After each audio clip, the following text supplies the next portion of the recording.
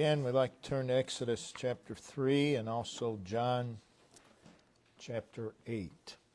Exodus 3, John chapter 8. Exodus 3, we'll read verse 2 and verse 14. And the angel of the Lord appeared unto him in a flame of fire out of the midst of a bush. And he looked, and behold, the bush burned with fire, and the bush was not consumed. Verse 14, And God said unto Moses, I am that I am. And he said, Thus shalt thou say unto the children of Israel, I am, hath sent me unto you. John chapter 8, read verse 56 through 59. Your father Abraham rejoiced to see my day, and he saw it and was glad. Then said the Jews unto him, Thou art not yet 50 years old, and hast thou seen Abraham? Jesus said unto them, Verily, verily, I say unto you, before Abraham was, I am. Then, after he made that statement, took they up stones to cast at him. But Jesus hid himself and went out of the temple, going through the midst of them, and so passed by.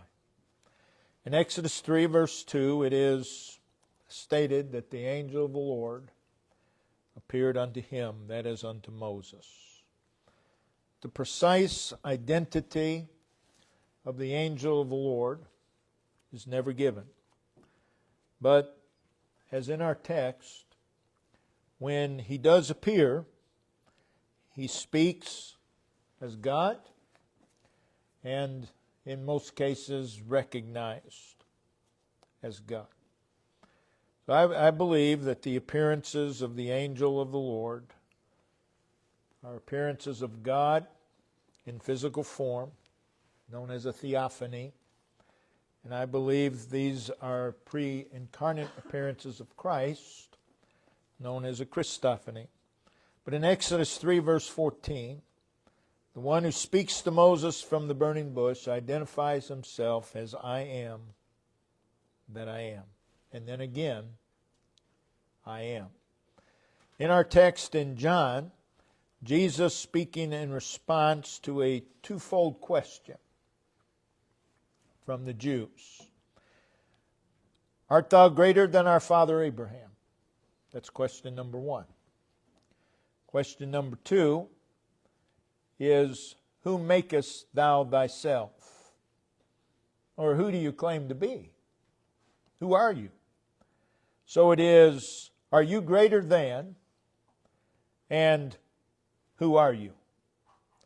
In response, Jesus says, in response to, art thou greater than our father Abraham? Notice verse 56. Your father Abraham rejoiced to see my day, and he saw it and was glad. In other words, yes, I am. Yes, I'm greater than your father Abraham. And whom makest thyself to be? Notice he says, verse 59, I am. Before Abraham was, I am. He's declaring who he is. He's declaring that he's greater, and he's declaring himself, he declares who he is. And when he says, I am, they knew exactly what he was saying, because they took up stones to stone him. What he was saying is, I'm God. I'm God. So they understood what he was saying. We must always see Jesus Christ as I am. And that's our subject. Christ, the I am. We must see him that way in everyday life. He declares himself to be I am. I am. John 8 there. I am. First person singular. present tense. I am. It is a statement that brings past, present, and future together. It is a statement that declares His greatness. It is an affirmative. It is sure. It is conclusive. And an absolutely reliable statement. I am. In John 4, if we turn over there is the account of Jesus and the Samaritan woman. And in verse 9, she says, "How is it that thou, being a Jew?" So she sees him as a Jew. That's all she sees. In verse 19, she perceives that he is a prophet. Okay, that's something greater than just being a Jew. He's a prophet. But then in verse 25, the conversation between the two continues, and in verse 25, the woman said unto him, I know that Messiah, or Christ, cometh. When He is come, He will tell us all things. Jesus said unto her, I that speak unto thee am, followed by he in italics. I am. So she's gone from being a Jew to a prophet to I am. I am. I am the Christ. I am God. It was at this point that Jesus Christ stood revealed to her. And it was at that point that she saw the person of Christ. She saw His magnificence, saw His splendor, saw His glory. The result is she runs it back into town. I have seen the Christ. Verses 28 and 29. And that changed the point of emphasis in her life. The point of emphasis was no longer the water pot. The point of emphasis was now Christ. In other words, the point of emphasis was not the everyday routine. The point of emphasis was Jesus Christ. We need to examine ourselves. What is the point of emphasis in our life? Is it the everyday routine? Or is it Christ? In John 8:32, Jesus draws a contrast between Himself and man. And in verse 23, He says, Ye are from beneath. He's telling them that you're of the world. And you are influenced by earthly and sensual and corrupt passions. You are from beneath. You are governed by the views and feelings of the world. But then by contrast, He says, I am from above. Meaning, I'm of a heavenly and pure mind. He says, you are of the world. That is, you think and you act just like the world. By contrast, I am not of the world. Meaning, my way of doing, my way of seeing things are separate and apart from the world. So Jesus is above the reasonings, above the philosophies, above the ideas, above the ways of the world. Jesus is not secular. And God's people need to stop trying to make Jesus secular, trying to secularize Jesus Christ and the things of the Lord. Jesus is not secular. The things of God are not secular. He is declaring Himself to be of another nature.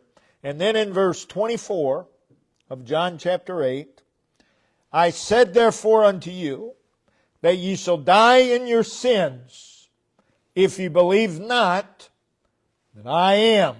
Again, He's in italics. Ye shall die in your sins. So He warns them of a danger, and the remedy for that danger is to believe I am. I am. In John chapter 10, or notice verse 28 before we go there. John 8. Then said Jesus unto them, when ye have lifted up the Son of Man, speaking of the cross, then shall ye know that I am. Then shall you know that I am. Then notice in John chapter 10, verse 36. Say ye of him whom the Father hath sanctified and sent into the world, thou blasphemest, because I said I am the Son of God. That is, I am equal with God. I am equal with God. I am God. Then notice in John chapter 13. John 13, verse 13. Ye call me Master and Lord, and ye say, well, for so I am. So I am. Verse 19. Now I tell you before it come, that when it come to pass, you may believe that I am. Again, he is in italics. And then notice in John 18, verse 5, they've come to arrest Christ. Then they answered him, Jesus of Nazareth. He asked them, whom seek ye? Jesus said unto them, I am. Again, he's in italics. And then notice in verse 8, or verse 6, as soon as he had said unto them, I am, they went backward and fell to the ground. He revealed himself. He revealed himself as I am. He showed some of his glory, and all they could do was fall. In verse 8, Jesus answered, I have told you that I am. If therefore you seek me, let these, the 11, go. All the power and the grip of those two words, I am. And they ought to have a powerful grip upon our lives. Throughout everyday life, we need to hear and we need to see Jesus as I am. I am. Knowing that it bridges all time, it bridges all individuals, it bridges all customs, all places, all happenings, all occurrences, and all incidents. It covers everything. I am. We need to hear Jesus say that and conduct our life accordingly. Then notice Christ's declaration of himself using I am. In the book of John, Christ uses various metaphors in connection to I am. And each one of these states his relationship to man. Every one of them states his relationship to man. In John chapter 6, Jesus speaks upon the fact of that which really matters. That which really matters. And it would be good for us to learn that lesson. John 6, verse 26, Jesus answered them and said, Verily, verily, I say unto you, ye seek me not because ye saw the miracles, but because ye did eat of the loaves and were filled. He says, I know why you're seeking me. And it's because you did eat. Because you got something out of it. Labor not for the meat which perisheth, but for that meat which endureth. So he's drawing a contrast between temporal and spiritual, which the Son of Man shall give unto you, for him hath God the Father sealed. This led to a question in verse 28. Then said they unto him, What shall we do that we might work the works of God? They're just interested in temporal things. Jesus responds, This is the work of God, that you believe on him whom he hath sent. This is God's work. You're not going to believe it unless God works. This is the work of God, that you believe. They then ask for a sign to show that he is God. And we see that in verse 30 and 31. They point to the fact that their forefathers did eat manna in the wilderness. Show us something like that. Jesus then explained the manna in verse 32 and 33. And in verse 34, they say, give us this bread. And then notice verse 35. And Jesus said unto them, I am the bread of life. I am the bread of life. I am the manna.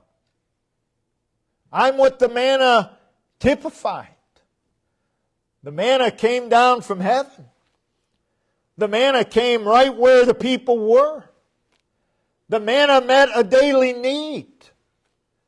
And Jesus said, I am the bread of life. I have come down from heaven. I have come right where you are. And I have what you need. I am what you need. I am the bread of life. He goes on to say, he that cometh to me. That explains what it is to believe on him that he stated earlier. To believe is to come. It's not just to believe that he existed. He that cometh to me shall never hunger. That is, I am sufficient to meet every need. I am the bread of life. And then you can add Exodus 3:14, that I am. I am the bread of life, that I am. Let there be no doubt. And then notice in John 8, Jesus forgives an adulterous woman. And then speaking to the Pharisees in verse 12, he says, I am the light of the world. I am the bread of life. I am the light of the world. The world, of course, is a place of darkness, emblematic of sin and evil and wickedness and so on. Light is the very opposite of these things. And Jesus says, I am the light of the world. Light reveals. It has revealing power. And Jesus says, I am the light of the world. Light provides guidance. Light provides safety. And Jesus says, I am the light of the world. Light can stimulate. Light can motivate. And Jesus says, I am the light of the world. And we need to carry that with us through every single day of our lives. I am the light of the world. Yes, darkness is all around us. And it's getting darker and darker all the time. But I am the light of the world. That needs to be the emphasis. The emphasis is not the darkness. For the child of God, the emphasis is, I am the light of the world. Again, we can read it, I am the light of the world. That I am. That I am. That is, mark it down. Be certain. I am the light of the world. In John 10, verse 7, Jesus said, I am the door of the sheep. And in John 10, verse 9, I am the door. By me, the door, if any man enter in, he shall be saved and go in and out. Stating the purpose of a door. A door serves both purposes. It lets in, it lets out. I am the door, notice, and shall go in and out and find pasture. But it's by me, the door. In other words, everything is through Him. I am the door. I am the door, that I am. I am the door, that I am. Never changes. John 10, verse 11, in the context of Jesus laying down His life for the sheep, He says, I am the good shepherd. And in verse 14, in the context of personal relationship with the sheep, He again declares, I am the good shepherd. We need to live in the reality of the fact that He is the owner, He is the caregiver, He is the provider, He is the leader, He is the defender of His own. We need to live every day knowing, I am the good shepherd. That I am. That I am. Doesn't matter where we are. He's the good shepherd. In John 11, if we turn over there, the context is sorrow and death. Lazarus has died. There are his sisters, Martha and Mary. Lazarus has been buried. And in verse 25, consoling Martha, Jesus says, I am the resurrection and the life. Followed again by the necessity to believe on Him. We must believe all of these things. Again, I am the resurrection. Resurrection is a transformation. I am the resurrection. All transforming power is in Him. We need to change a lot of things. A lot of things need to be changed, is what I should say. But we need to realize all the transforming power is in Him. I am the resurrection. You come to the realization that there's something about ourselves that needs to be changed. Don't just try to change it, but realize and believe, I am the resurrection. In Him is the transforming power. You go to Him to make whatever changes need to be made. But notice it is also, I am the resurrection and the life. He is the resurrection life. He's how we live the resurrected life. I am the resurrection and the life. That I am. That I am. Mark it down. It's certain. John 14. Apostles are fearful. They're anxious. They're greatly distressed. They're confused of Jesus comforting and calming and easing their fears, reassuring and encouraging them. He speaks, verse 6, very familiar verse. Jesus saith to him, I am the way, the truth, talking to Thomas in the hearing of the others, and the cometh unto the Father, but by me. I am.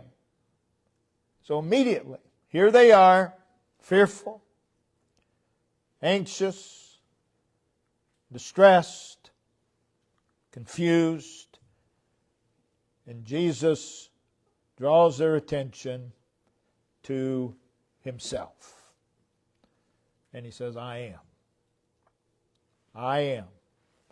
I am the way. That's always so. I am the way. A way is a connector. It connects. I am the way. I am the connector between man and God. I am the way, the connector between man and God. There is no other connector. He's the connector. He connects the distance between man and God. He makes movement toward God possible. If there's no way, you can't move that in that direction. There has to move in a... He is the connector that makes movement possible toward God. We need to always be moving toward God. How do we do that? He's the way. I am the way. I'm the connector. He is how one gets out, how one leaves the pit of corruption and a life of sin and a life of dysfunction. That's how you leave that way. You get on the way. Jesus Christ. It's also how you get through. How do you get through life's trials? How do you get through life's difficulties and life's struggles and life's burdens? How do you get through the stresses and the afflictions and the obstacles? I am the way. It's always so. Quit trying to find another way. He is the way. Well, you know, brother so-and-so said, I said, it doesn't matter. Jesus Christ is the way. You don't need to find another way. He's the way. We need to know that. He says, I am the way that I am. I'm the way that I am. He also says, I'm the truth. We're surrounded by lies. People say, well, we don't know who's telling the truth anymore. Well, that's the truth. As far as man concerned, they're all liars. But I'm the truth. Jesus Christ is the truth. In a world where we are surrounded by lies, He not only speaks truth, He is the truth. He is the embodiment of truth. He is truth personified. He is the standard of all. I am the truth that I am. And then He goes on to say, I am the life. He's the way of life. He's how life is to be lived. He's how life is to be lived. He's the pattern. He's the life. It is I am the way, the truth, and the life that I am. That I am. It's always so. John 15, still in the context of Jesus comforting and calming and easing their fears, reassuring and encouraging them. He says in verse 1, I am the true vine. And in verse 5, I am the vine, ye are the branches. And then he goes on to speak of the fact that we can abide in Him. That is, we can dwell in Him. We can live in Him. And without Him, we can do nothing. We're absolutely dependent upon Christ. I am the vine. That is, I am the source. The source of what? Source of everything you need. I am the vine. Ye are the branches. He is saying, don't forget who I am. Don't forget who you are. I'm the vine. You're the branches. You don't give life to the vine. I give life to you. The vine is not dependent upon you. You are dependent upon me. I am the vine, the source. You are the branches. Verse 4, it is abide in me, and I in you. The branch must have the life of the vine. In verse 5, he that abideth continually. That is, not only can we live in Him, dwell in Him, we do so continually. Abideth in me, and I in Him. In verse 6, the truth of the vine and branches is viewed from the negative. And then in verse 7, he says, if ye abide in me, and my words abide in you. I am the vine. From all of this, we see a vital connection between Christ and ourselves. And all that the vine possesses is for the branches. It is, the vine exists for the branches. It is, I am the vine that I am. I exist for you. I'm here for you. I have everything you need. I am what you need. We need to remember all of these things every single day. So each of these declarations, they're bold, and vivid statements. And most of them, he declares the necessity to believe. Now, whether you believe or not, he's still I am. But you need to believe. But your belief or unbelief has no bearing upon who he is. So these are absolute, definite, certain, emphatic statements. They are exclusive claims that cover all time, covers all conditions, covers all situations, covers all circumstances.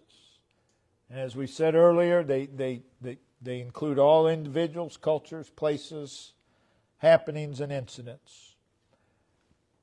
Each of these declarations, if you think about it, are calls. Jesus calls attention to himself in each one of them. He's calling our attention to himself. The circumstances are different in each case.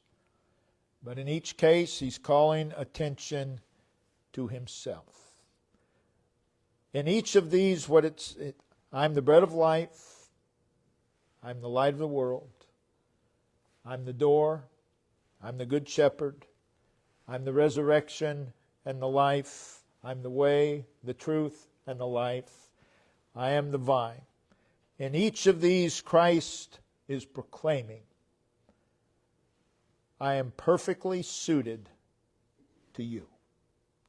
Whatever your need is, I am perfectly suited to you. I am perfectly suited to your circumstance, to your need. So it is a call to believe. Again, belief is explained by coming to him. It is a call to come to him. Each of these. It is a call to be confident in him. To be confident in him. People are very nervous today. Unsaved and saved. They're nervous. So what's going to happen? Just calm down and realize that he's everything we need. He's everything we need. Whatever happens does not change who he is. Not one iota. It's a call to depend upon him. Whatever happens, depend on him. Lean all your weight upon him. Look to him.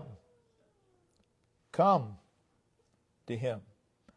I am that I am. He is who he is. And who he is for me. I am that I am. We ought to go from here rejoicing and living in the victory of who he is every day. This should change our routines. It should give more meaning to our life, the way that we live life. Brother Dave, if you'd come and lead us in verse of song, and we'll all stand and